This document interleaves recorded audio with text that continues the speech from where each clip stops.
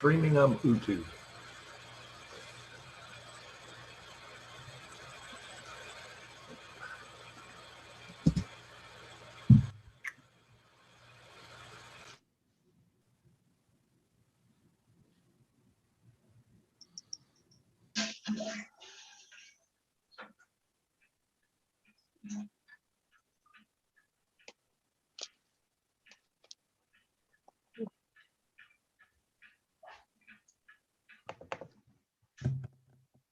There's Rick.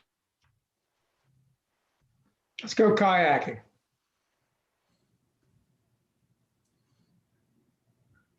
That's Rick 1, Rick 4. Yeah, I'm Rick 4. Oh, okay. Yeah, Rick 1 just showed up, and also in a burgundy shirt.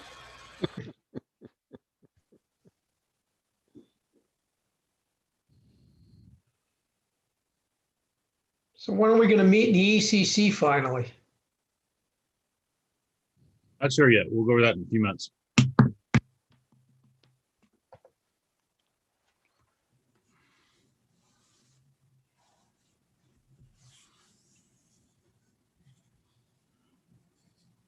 There's Dr. Stan checking in.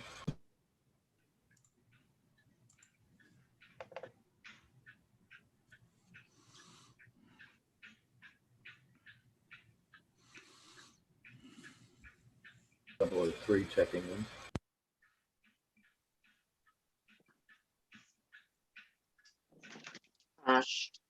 Yeah, James got Stan back on the air the other day.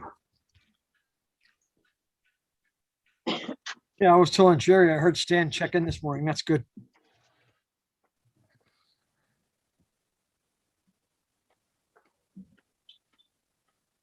Did you ever hear the story about his radio? No, It's insulting. You know how much you paid for it? no, $40. really. $40 for that. That's a lot of It's radio. a great radio. It's a great radio, but $40. Was that what he was using this morning or what? Because he was on the air. Yeah, Probably it's got an it from the FT. estate sale. It's an FT. Yeah, it was an estate sale. It was an FT. No, not FT. ICOM 765. I had to look it up because I never heard of it. Okay. But it's a stout radio. It was before surface mounting technology. Everything is resistors, capacitors, sticking upright. You know. Easy to manipulate. Yeah. Well, I'm glad he's back on the air. That's good. Yeah, James, did you fix it? I made it workable. You sounded good this morning. I'm surprised. I Yeah, never his heard problem- it better. It really was simple. His problem was his microphone. And fortunately, he had another microphone for a Allmode ICOM VHF radio right next to it, and the plug fixed. Yeah, so we plugged it in, and voila, he had audio. But I tore it apart anyway because a lot of the pots were you hit one spot on the receive gain, and everybody went away. And so I tore it apart and cleaned all the knobs in the front and put it back together, and it works great. Wow. He has no S meter though, but he didn't seem to care. That's the best I've heard him in years. That So you makes did a good everybody job. 5'9". He was S9 plus at my house when you tested it. Yeah. It's unbelievable. We got to ask him for a QSL card for all of us now.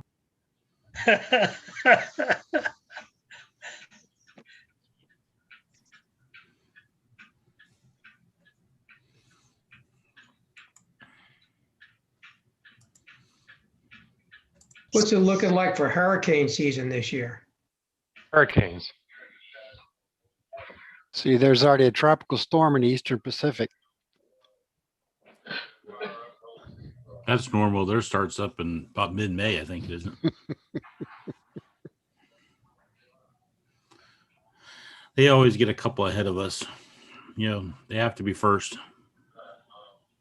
What do you guys normally do when you have towers outside and hurricanes are coming? Do you have to do anything special, or you just pray to the radio god? I'll go ahead and take that. There's two things. First of all, we don't climb them. Second of all, yes, we pray. Okay. Actually, I take that back. There have been a couple of times before the storm got in, I shimmied up that tower and I dropped my HF beam. And there was one time in particular, I cut it pretty close and it was getting a little wicked up there. Yeah. Didn't you lose an antenna, Dean?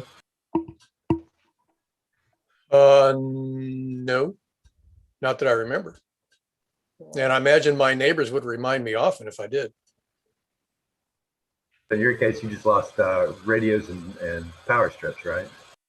Oh, that was due to lightning. Lightning that did not hit the tower. And no thanks to FPNL or Duke Energy or whatever Duke they're called. Energy, yeah. The energy company that doesn't know how to do grounding. Yep. Well, they're called Florida Flicker and Flash. I remember that one. Yeah. That name's been around for like 30 years. Well, when I lived here in the 70s, that's what they used to call them. Yeah, Florida Flash and Flicker. All right, guys, we're gonna get started. Seems like the connections all start slowing down. So welcome to our May 2021 meeting. Still virtual, but we are hopefully going to see an end to that here soon. I have not gotten any official word yet on when we can go back to meeting at the EOC, but I have a feeling it's going to be pretty soon. With the today's announcement that infection rate's down to 6.1%, it's getting closer to the 5%, or almost at 50% in the county vaccinated.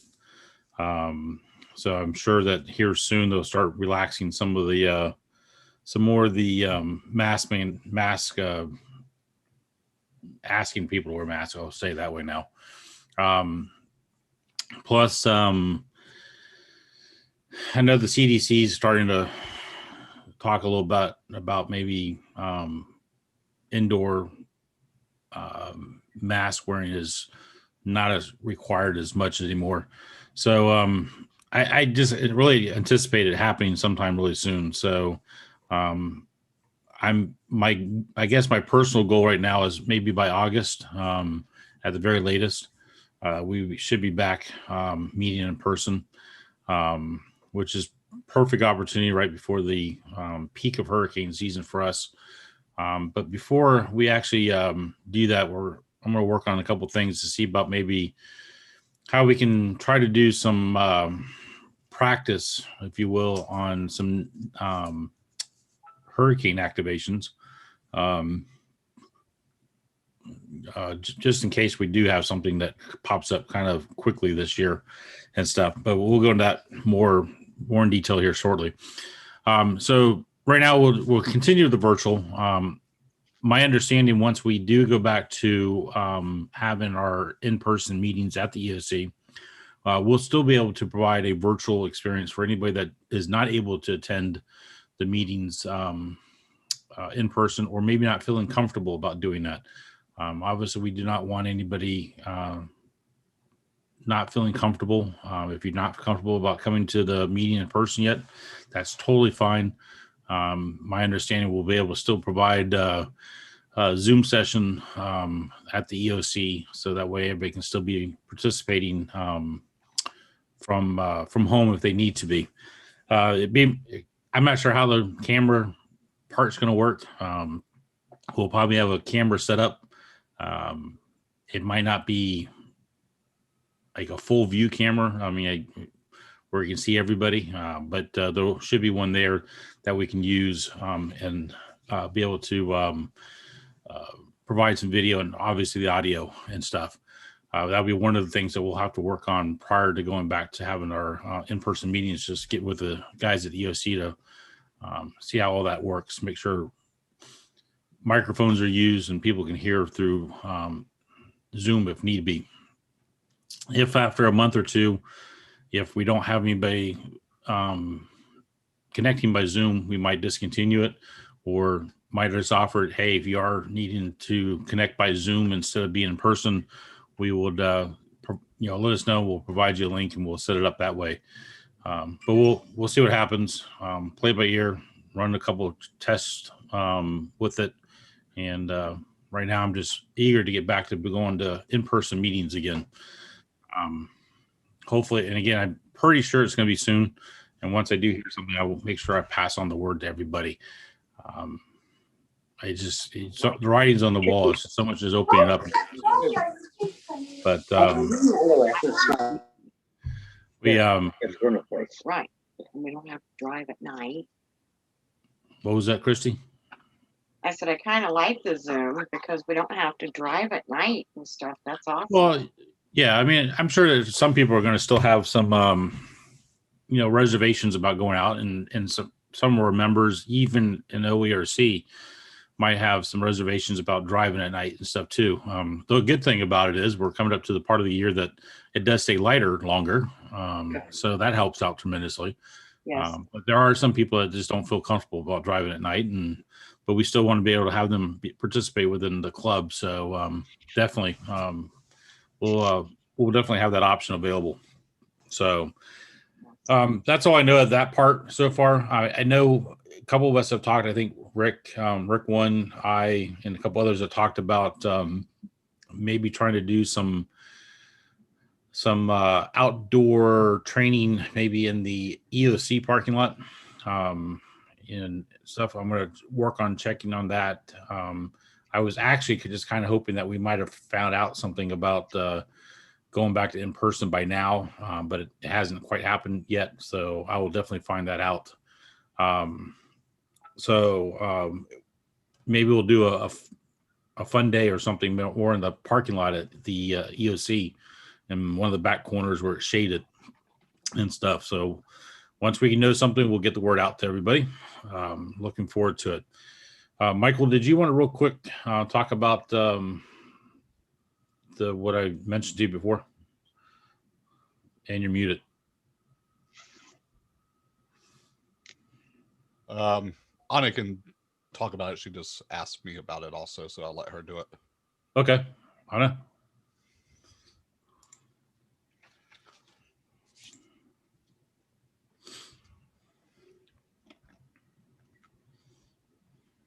I just wanted to thank everybody that donated their volunteer hours. Thanks to OARC, we got a check for, hold on one second. $7,025.38 for volunteer for the special edition. So we're doing pretty good. Just to let everybody know, the volunteer hours were based on 2020, since nobody actually volunteered for 2021 special edition.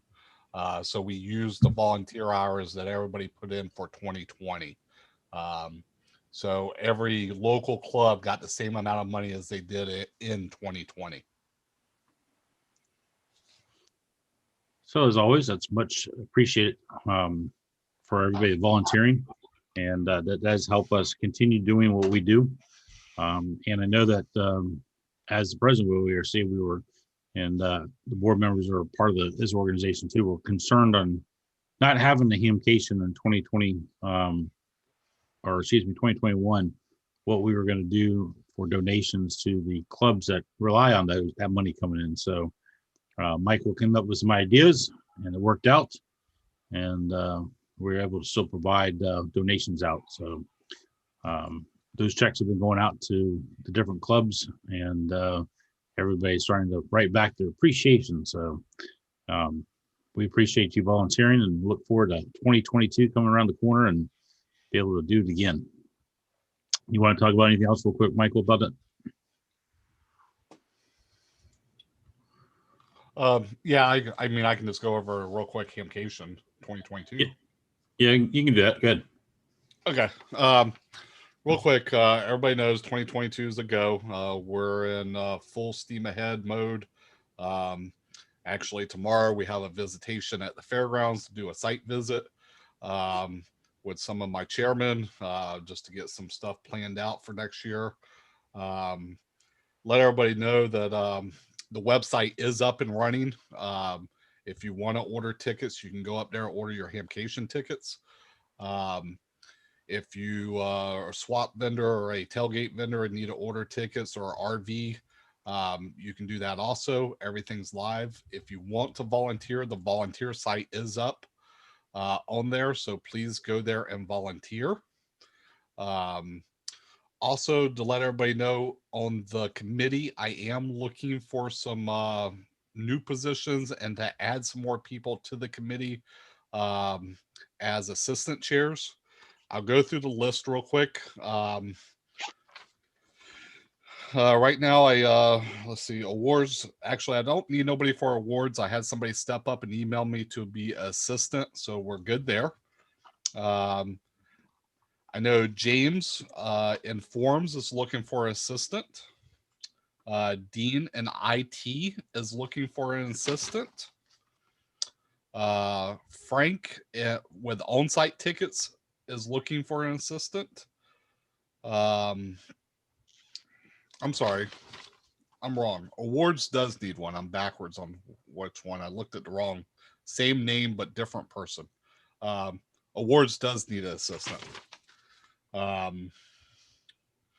Prize and info booth, I have an assistant now, so I do not need one for that one. Publications is a new position I'm making, so we are looking for somebody for publications, which will be somebody that is able to use programs to actually do up all the publications we do, stuff that goes to be printed, our actual on-site flyer, the program that we do for the show, somebody that can create that. This year I did split special event and talk-in. So I need a special event chairman. Jim Robart and Swaps is looking for an assistant. For talk-in, I need a chairman also for that. Transportation, Julie is looking for one. That's actually golf carts, the ones that actually pick up everybody. And to answer Rick's question, Rick 4, to volunteer for an actual chairman position, if you shoot me an email at chairman@hamcation.com.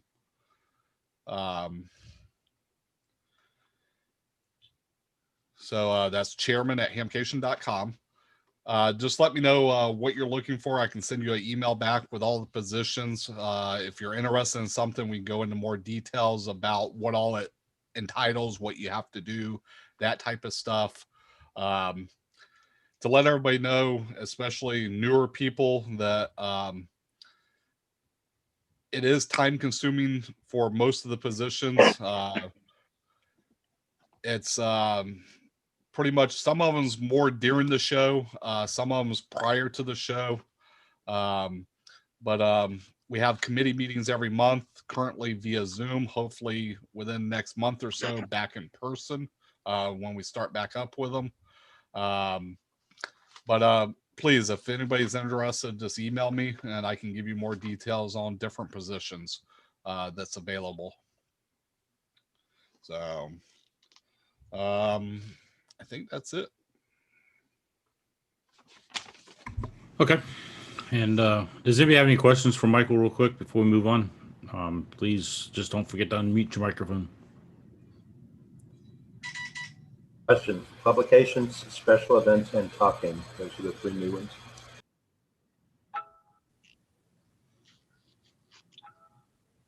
I'm sorry, Rick. I got a text message and looked at that at the same time you said that.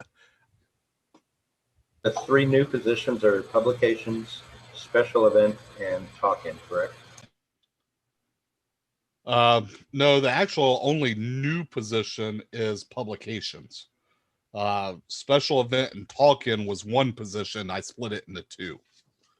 So it needs chairman, yes, but it's actually already been on the committee.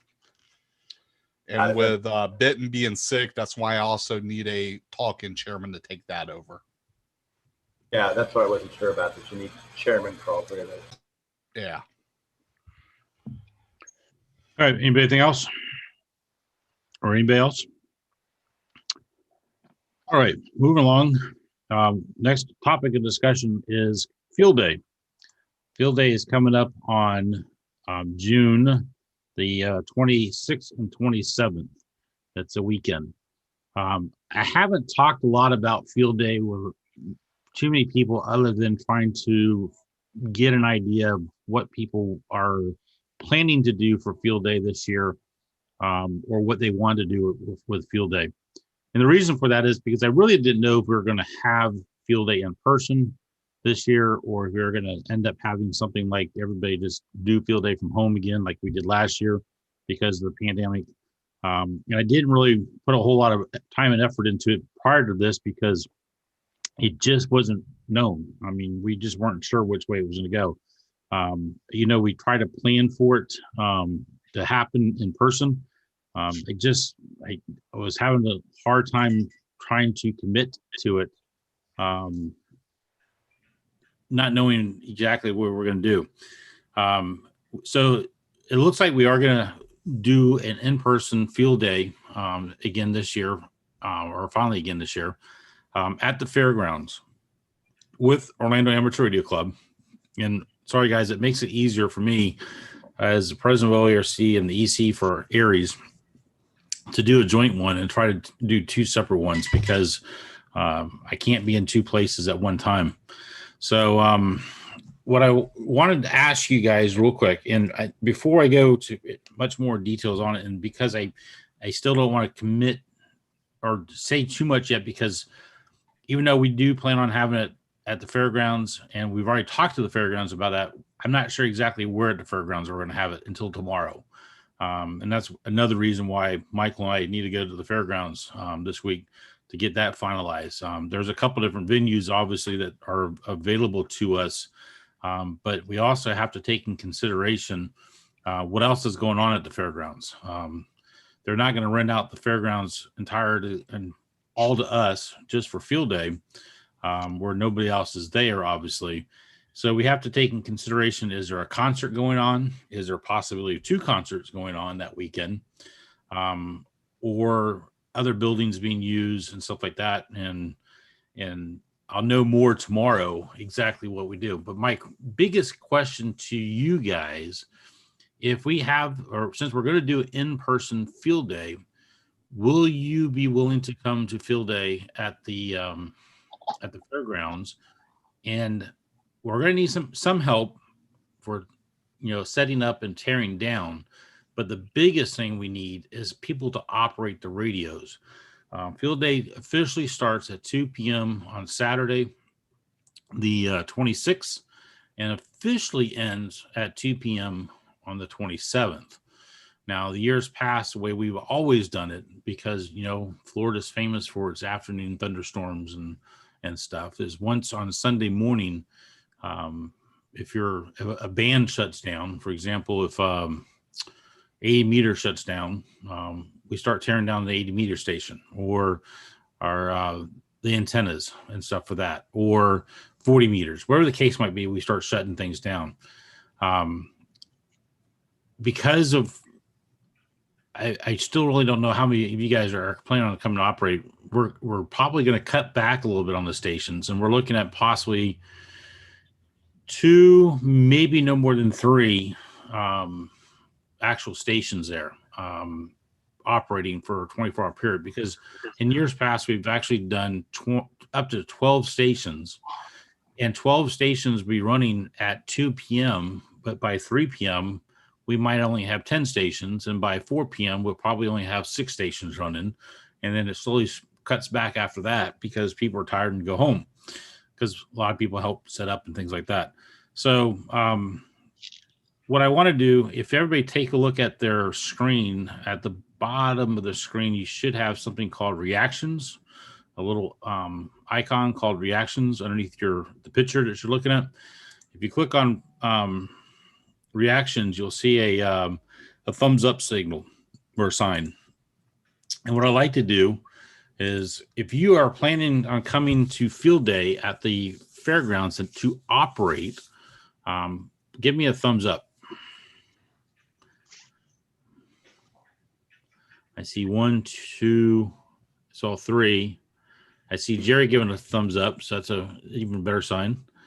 Anybody else? Will you train? Because I've never operated. Huh? Will you train? Well, yeah, because the best way to do when you have a station, you should have an operator and somebody logging. Okay, so at the start of field day, you could always put an operator in there that's done field day before, and a logger who hasn't to take note. How is it going? What are they doing? How are they calling for CQ field day? Get all the knowledge behind you, and then at some point, an hour later, 2 hours later, jump in on the radio and give it a shot. We're all amateurs, okay? So unless you're a contester and run a contest every weekend, I mean, you got to start at some point. So field day is a great time for people to start and operating and stuff. If they train, yes. Yeah, we'll definitely train you guys. I mean, it's the whole thing is you got to be observant. It's not one of those things that, okay, this is exactly what you do. You just got to probably listen and follow what people do and learn it that way. But it's not a hard thing to do. But if you guys are willing to do that, then that's going to help tremendously for us to be able to operate for a 24-hour period. So obviously we'll plan for some meals. So, and beverages, we'll have plenty of water out there. We'll have a few other things for things to drink, and we'll have some, meals while you're there. But I just really want to make sure we're going to have people out there operating. And then once we find out exactly where we're going to set up field day at the fairgrounds after tomorrow, I'll get the word out. And what I'll also do is I'll create a list between us and OARC of time slots, and I'll let people start signing up for time slots. But I need to see some people signing up for them. I don't want to sit there and say, I'll just be there. I need some time slots filled, because then we know who's going to operate when. And don't forget, it operates 24 hours and stuff. So we'll need some overnight operators also. People that will be willing to, if you night owls out there who like to stay up all night, it's a good opportunity to get out there and play radio and stuff. So we'll go with that. Does anybody have any other questions on field day?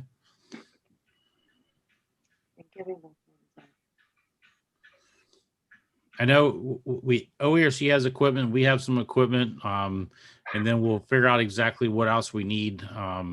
The biggest point we got to figure out first is where we're going to be at the fairgrounds, so we can sit there and know what type of conditions we're going to have. Are we going to be out in the new Cow Palace, or are we going to be in one of the rooms or buildings? We have a couple ideas. Michael and I were going to talk to them and see what we can come up with for field day. So some areas where we can string some antennas and trees, different things. So my biggest thing, now that we know for sure we're going to have an in-person event, I need some commitments from people that will be there. Planning it is not hard. It can be done very quickly.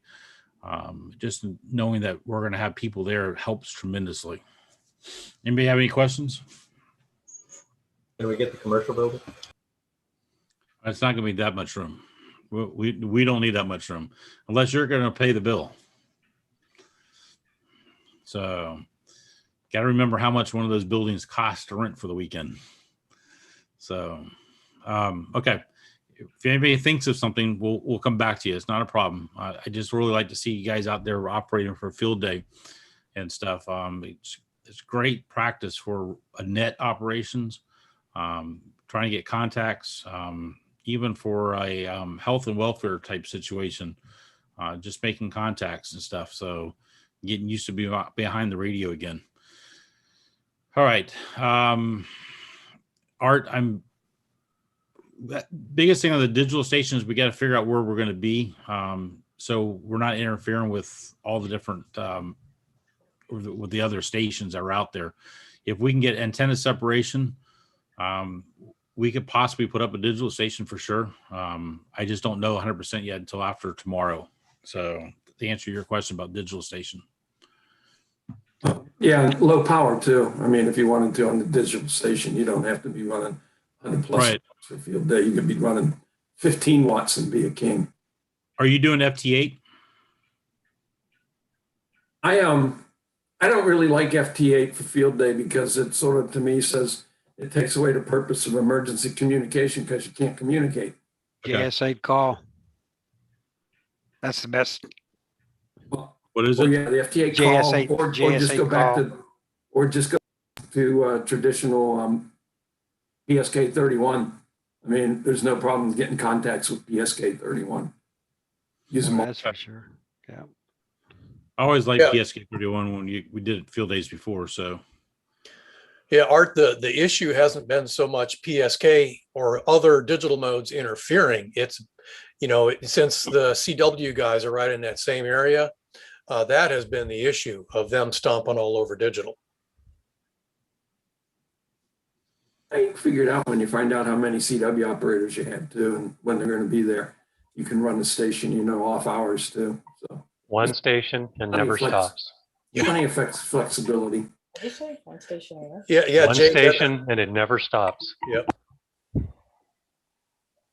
yeah, we've tried up to 3 CW stations a couple of years, and we just never had it. There's always one station that is continuously going. The other 2 stations were hit and miss. And the So fairgrounds we'll definitely. the fairgrounds is not big enough for a 160 meter antenna and 2 others. That's true.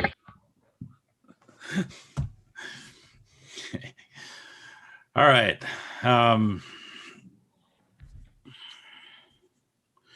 was just reading other messages that were up here. Well, James, it is big enough, just we ain't going to have all the fairgrounds to be able to do it. Even if we did, it still wouldn't work. Right. So look for more information coming out on field day here really soon. I think it's, it's going to be, no matter what, it's feasible. We'll just have to work with whatever conditions we have for the venue. My biggest concern is how many other events are going on that weekend. And, if we end up being in part of the outside group, we're like out in the new pavilion area, is there going to be a concert going on in the arena, or not arena, the outside stage area that could obviously cause them problems with us trying to operate on radios and stuff. So, and I'm sure that even though we wouldn't mind sitting there pumping up a little bit of power and putting it down on their speaker, I don't think paying customers at a concert would be too thrilled with that either. So this big thing we have to talk about tomorrow. So, all right. So going further, we have been officially asked to assist with what was used to always be called the Ride for Ronald bicycle event, but now it's called the 5K run walk or ride walk, I think it is, for Ronald McDonald House Charities. Got the actual official request the other day.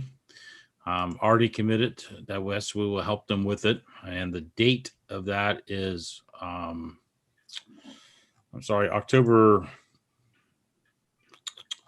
Trying to find it, make sure I got the right date.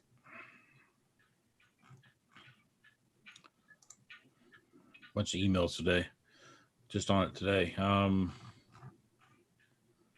October 10th, Sunday, October the 10th.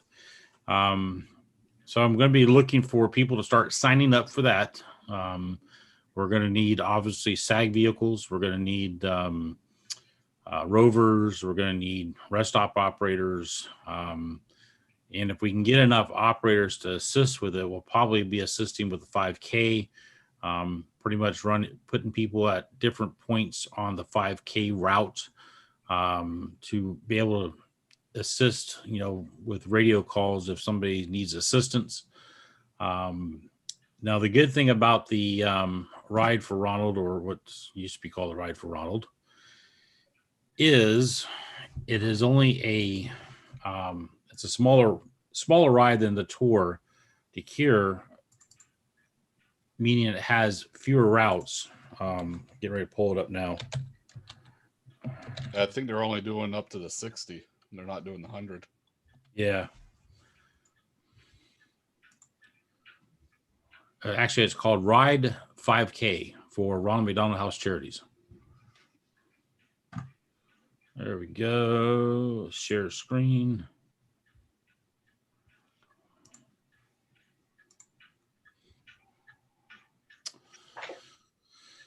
So it's Ride 5K for Ronald McDonald House Charities. And it is ride, run, or walk. And they only have the 10-mile, well, they have a 3.5-mile family fun ride, and then a 10, 30, and 60-mile bicycle ride or bicycle routes, and then a 5K fun run walk for, and they'll have a separate run for or route for that one.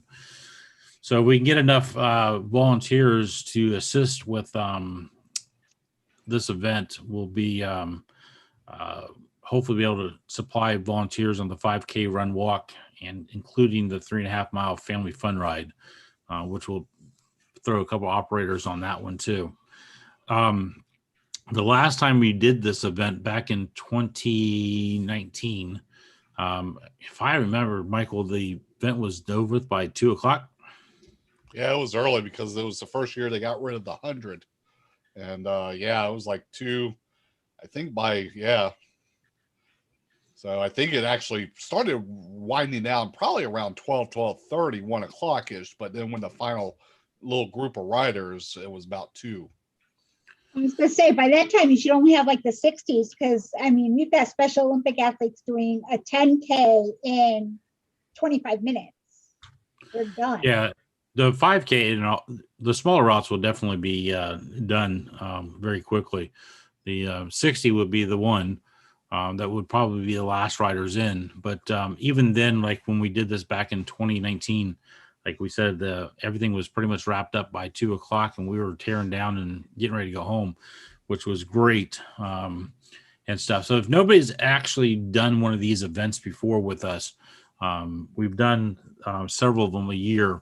It's a fun event.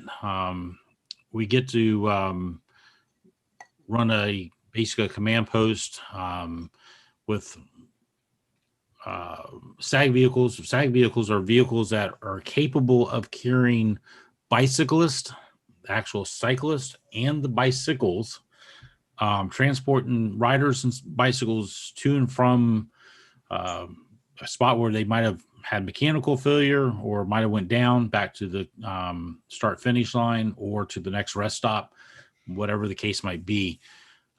Rovers are just vehicles that out there have radios, amateur radio capabilities, and be able to keep eyes and ears out there for anybody that needs assistance. Rest stop operators are people stationed at a rest stop, providing communications back to the command post, whether they need supplies or have a medical emergency or whatever. And then, of course, we have people try to station them on the 5K run walk. And that's just basically how the same thing we do in the walk MS event that we usually do around Lake Baldwin here in Baldwin Park in the years past. We just have people stationed there in case anybody needs any assistance because of medical issues and stuff. So this is the first event since 2019, since all the events have been canceled up to this point. So it looks like it's a definite go. And we're definitely going to need volunteers to help with this event. Let me unshare the screen for a second, and I can show you how you're going to sign up. John, is that going to be out towards Lake Nona again? It is. In fact, right now they're trying to double check on all the routes to find out if they can use the exact same routes they used in 2019 with the exact same rest stop locations. Once they got all that confirmed, they're going to start sending me all that information so we can start planning what I need to do and stuff. But in the meantime, we can definitely start having people start signing up.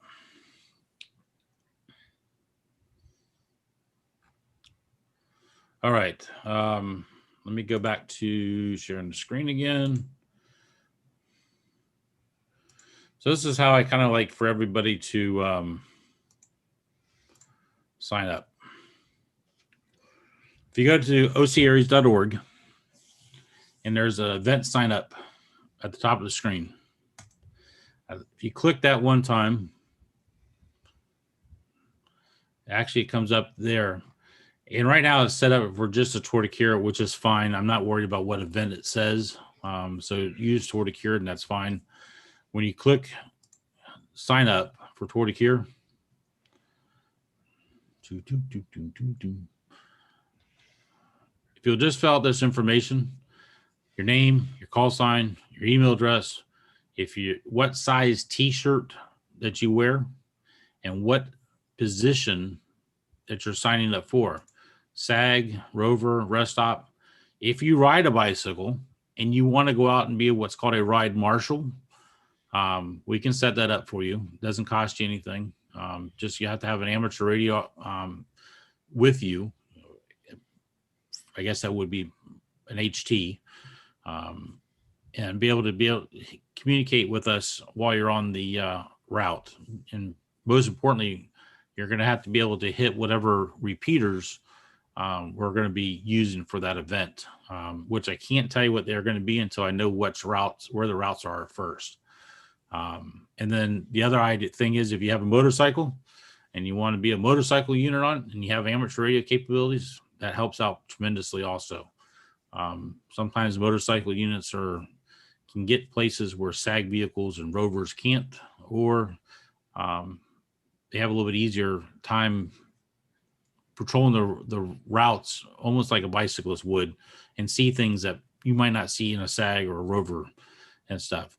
So once you select the position that you want to volunteer for, just click that you're not a robot and send it, and we'll get the email. And it makes it easier this way because I have a log then to go back and start signing people up to the event. This particular event does not take as many people as the Tour de Cure does, but since we haven't had an event for a couple of years, and some of you guys are new and probably have not worked an event like this before, I'm willing to sit there and beef up the amount of volunteers I usually need for this to, one, get everybody practice, two, to sit there and get some people training. So that way, when we have the larger event come March of next year, which is the Tour de Cure, we have enough people in there ready to be full-fledged volunteers for the Tour de Cure. And the difference in amount of riders is this particular event that we're going to do in October typically has somewhere between 300 and 500 riders. Okay. Tour de Cure, when it comes around in February, will have well over 2,000 riders. So there's a lot more riders on the road, a lot more people to track. And please understand that when we do this, it's a commitment that some of us are going to be out there until the last rider rolls across the finish line. We don't wrap up until that last rider is out there, because we're not going to leave anybody stranded in case they need any type of help and stuff. So not everybody's going to have to do that. There will be a select few that will end up staying out there till the end of the event. But once riders start coming through the finish line, then we start obviously closing down rest stops and bringing people in that I don't need all that traffic out on the road. So we'll start cutting people loose early. But there'll be a few of us out there until it ends. So, please, if you'll go up to the website and sit there and volunteer that way. So I have a record of it. I really greatly appreciate it.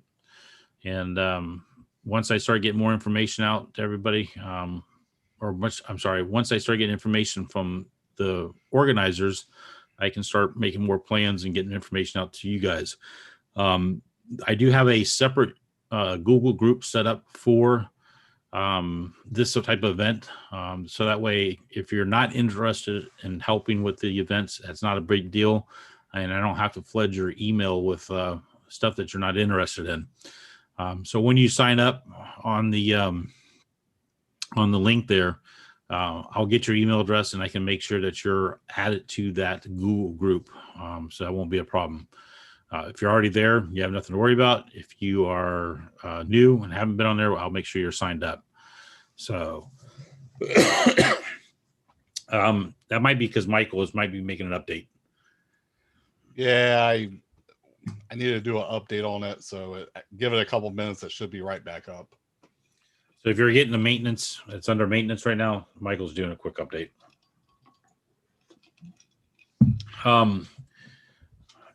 Which this is going to lead us into again, the bigger event of Tour de Cure. Typically, when we've done Tour de Cures in the past, we've had around 55 to 60 volunteers, amateur radio operator volunteers. This coming year, I anticipate having to increase that because of the amount of people that attempted to sign up for 2020 would have put us well over 2,000 riders. And I'm pretty sure that's going to still happen. So many of these events have been canceled because of COVID, and people are just ready to get out and start doing what they used to do. So looking forward to it. So if you guys have questions about it, if you guys have questions about, hey, I never done this before, but I'm interested, and I'm interested in being a SAG or a rover, but I like to learn. That's not a problem, because there's a lot of times with the guys who do SAGs, there's room. Usually, sometimes you could run shotgun, maybe operate the radio for them while they worry more about driving the vehicle, and that kind of gives you an idea what normally happens for a SAG vehicle if you've never done that, or a rover. So there's plenty of opportunities to learn and be trained on it. It's not a problem. But my biggest thing, I'm looking forward to it. Dean? Yeah, I just wanted to add on to that. Some of you are probably tired of hearing me say that, but we do have some newer folks. If you're interested in doing one of the mobile positions for one of these bike events, we actually prefer that you do a training ride or a ride along one time before you actually do it on your own. It's not super hard. It's not rocket science, but if you do that, you'll get a much better idea for the flow of how to do things. And so then when you do get out there on your own, or maybe even train somebody else, it'll be basically second nature to you, and it'll help us in the command post too. And he's right, because there's certain things that we ask that you do not do when you do these type of events, and we don't want you to follow behind any particular rider or a group of riders, because you become now a liability of those individuals being hit by another vehicle. For example, what we rather you do is leapfrog any rider. Even the last rider, we don't want you being right behind that vehicle. Dean and I, Michael, and a few others in this group have done other events, and it seems like there's a parade behind the last rider of 12 vehicles, and it's nonsense. It doesn't need to happen. You only need one vehicle really behind, or keeping an eye on that last rider. As long as you don't lose that last rider, we're good. You are going to have some vehicles behind you, because usually what we do is we send some vehicles behind the known last rider to sweep the ride, to look for anybody that might have gotten off course and pop back on course. And yes, that has happened on many different occasions on the bike events. And when you thought you had the last rider, suddenly you find out there's a rider that's 2 miles behind yet, that got distracted, went down the wrong road, discovered what they did, and got back on course. And then we have to pick up that last rider. So there's a lot of different things, a lot of different scenarios. And what we'll also do is, if you want to plan this, put this in your calendar on obviously the October the 10th, is the event. We'll probably have on October the 9th a meeting at the EOC. Hopefully, obviously, it should be open by then, which we will go over everything with everybody, the routes, the procedures, the frequencies, everything. It's a whole about a 2-hour long meeting that we'll have starting around, I think it starts around 9 or 10 in the morning. And once we finish up, everybody gets to go. So more information will be posted as soon as we start getting the information from the event coordinator. You want anything else, Dean? Okay. Michael, did you have anything on that? No, other than I crashed their website. So I'll send an email out when it's back up. Uh-oh. All right. Does anybody any questions about the Ride for Ronald? And I'm sorry, I'm saying Ride for Ronald because that's what it's always been known to us. If nothing, we'll move on from there. The other thing I wanted to kind of touch base with you guys on, I already did, was obviously the Tour de Cure.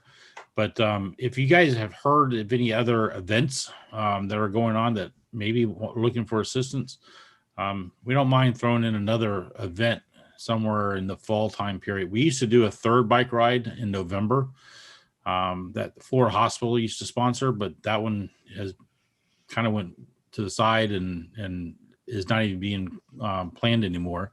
But if you find out something or hear something, let us know. We'll put some feelers out and see if we can get another event to work with. They're great training events, so I'm kind of wanting to throw one more in there for the year. Sometime in the fall or early spring, but not around Hamcation. So, all right, let me go around to everybody else. Michael, did you have anything else? I don't have nothing. Okay. Dean? No, nothing new. I've got a bunch of irons in the fire, but so far nothing new to report. And any updates on Vera? Yeah, Vera. Nothing. I mean, nothing new really. It's working. It's working well. I've been checking into it every day or two, and I see a few of the other folks out there that are running their Vera stations. So it's working well there at the comm center. And, at some point when we can all get together, we'll have to do a fun day meeting and go through all the different aspects of Vera and how it can be advantageous to our use.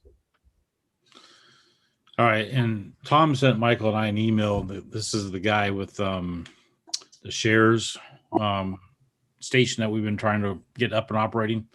He sent us an email saying that he has a WinLink station up on Vera FM, and he's linked to our W4MCO-10. If necessary, he can forward any traffic if we have an activation and need to forward traffic through the share system.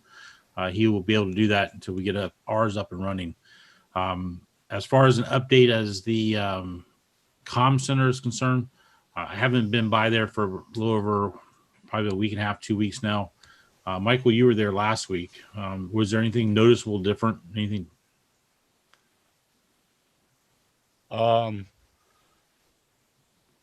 They put partial power to our AC. Okay, the new one. Yeah. So on the inside of the room, it had a conduit coming down with a box, looked like maybe where the thermostat's or where it's going to plug in somehow. And then on the outside, they actually have a on and off box now. So I don't know if there's power going to it. They just ran all the conduit and put the boxes up. Okay. It wasn't running. The old AC was still running there. Actually, the one dumpster was gone. One of the dumpsters was gone. But everybody was up on the roof working, so they're still working on it. All right. So once they get the power running to the new AC unit, which is on the wall, they're going to yank out the AC unit that's on the roof, and it will be strictly on the AC on the wall then. And then after that, they just got to finish up the roof. Hopefully the plan is it'll still be done by around August, like they told us. They've had some setbacks, but I'm hoping they can get caught back up. So until then, the comm center is still kind of not feasible for us to go around and use because one, we don't have an HF antenna, and we're down to only 2 or 3 VHF, UHF antennas, and they're all occupied at the moment, running WinLink and the different stations that we have up for that. So, let me see who else going around the room looking at the Rick 2. Did you have anything? No, Keith. On the button. Not much really going on weather-wise, and enjoying the new job and very busy at it at Fence Outlet in Oviedo. Seeing a lot of tweets for the hurricane season to come. Nothing much really of interest. I kind of watched Marcella's update, which didn't tell me much of anything. I do know, I think they have a name system off the coast of Mexico, which was early, so anything's possible, which is obvious for this crazy season forecast to come. Got some rain coming with the frontal boundary on Wednesday, Thursday. That's about it. We'll just keep an eye on stuff and pray nothing comes in too early, is an honest answer, which John knows that better as well as I do. And I guess if things go that way, then we'll with the flow. Like I kind of caught you on YouTube when I was eating dinner, and I guess we'll just see what happens with the county and what all activations become reality with tropical seasons as things go along. Because I'm not going to ask that question because it's pretty much is unknown, very fluid. So it's kind of a given, and that's kind of about it, I guess. Yeah, I never probably thought I'd ever hear myself wish that the Sierra dust storms would flare up, but I do kind of wish that would happen so that way they choke out the storms and we don't have to worry about them. James. We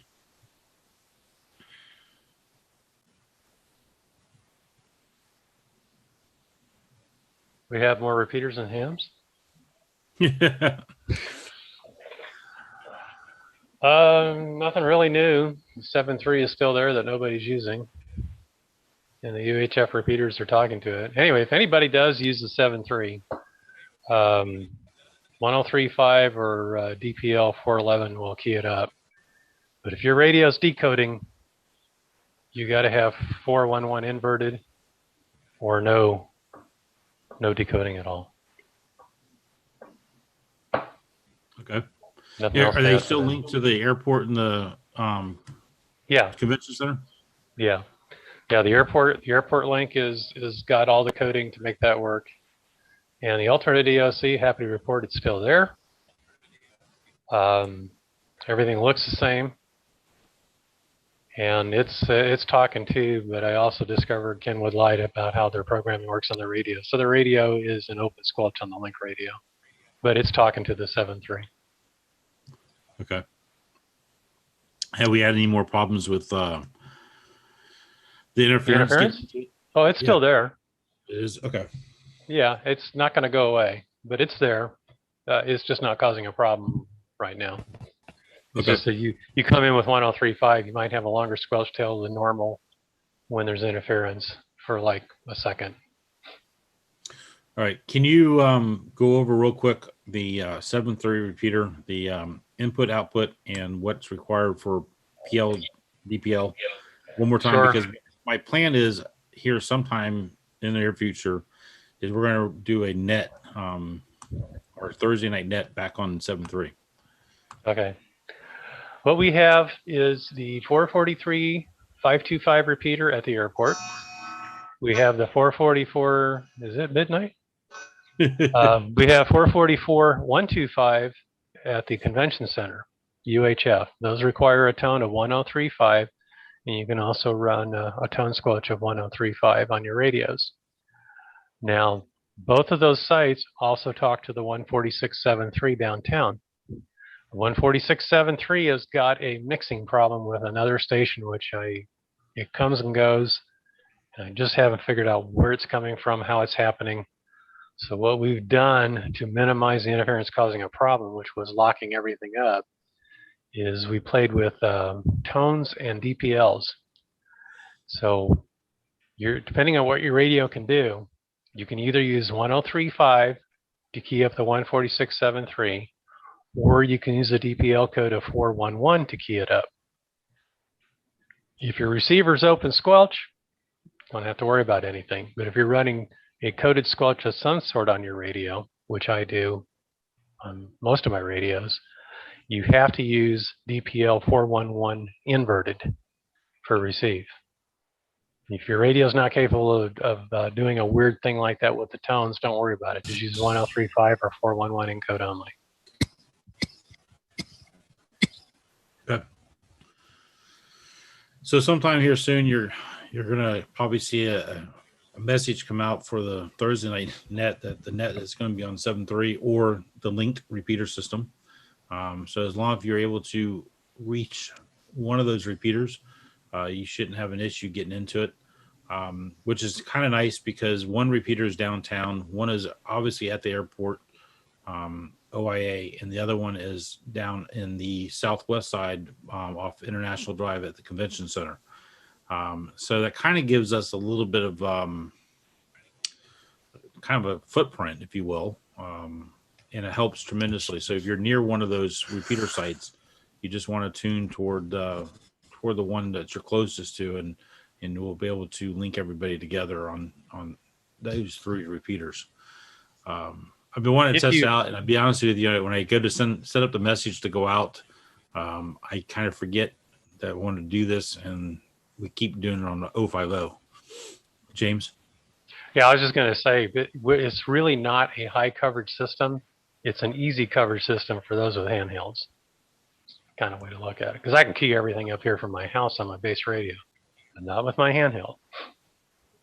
So like if you're down south and you're close to the convention center, probably handheld will be no problem. If you're around the airport or at the airport, handheld is no problem. If you're downtown, handheld is no problem. You've got 3 ways to get in with a low powered system.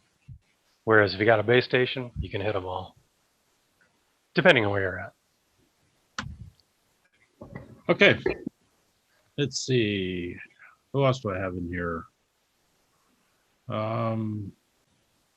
Nick, do you want to mention the system that you're hosting right now? Yeah, I've got the 444.8 node here hosted at my house, talking back to the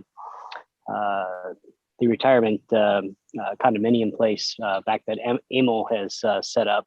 So I'm basically hosting a link to the rest of the East Coast reflector. Okay, and what's the frequency of the repeater? It's 444.8. Okay, and that's on the East Coast, not Echolink. What's the word? The East Coast reflector, yeah. For Dean, help us out here. ARLP. Oh yeah, so actually, I think that reflector is available on Echolink, and I'm having a brain cramp on that other one, Nick. What is it? The other analog system? I'm trying to think. I haven't used it actually in a week. I've been busy here at home with kids, and kind of my brain gets scrambled from all that. All-Star? All-Star. Thank you. Actually, and I think it's on that other one too. I'm having a brain cramp. I haven't used it so long myself. So there you go, John. You asked for some good concise knowledge, and it didn't happen. Well, I was trying to think of IRLP too. Yes. Yes, thank you. Yes. See, John, you had the answer the entire time. I just had to think of it. But yeah, so my understanding of the East Coast reflector, it's an analog thing, and it's, unlike all the different digital modes that are networked in, this one's analog, and it works with those analog systems.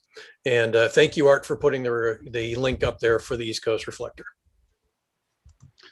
Yeah, it's not a ARES system, but it is a system that's out there that's available for you guys to use.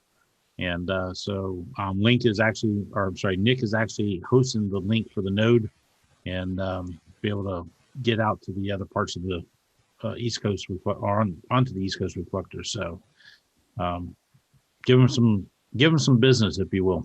Give them some there traffic. you go. I think it's actually a mix of digital and analog. There which are one? some out there that are using Fusion on it, depending on what they're. Other people are using hotspots and whatnot, and linking directly node-wise directly into the system. But it's nationwide. There's even people all the way from England getting in through the system. Yeah, it's I just went to their website. It's got a Fusion reflector connected to it. It's got a DMR bridge talk group connected to it. So that's DMR and Fusion that it's capable of handling. Not seeing D. Well, yeah, they even got D-Star XLX256 Echo. Oh boy, all kinds of ways to get into it. Well, in case anybody wants to do it the old-fashioned way by radio. All right, Larry, you have any information on Joda? Don't forget to unmute.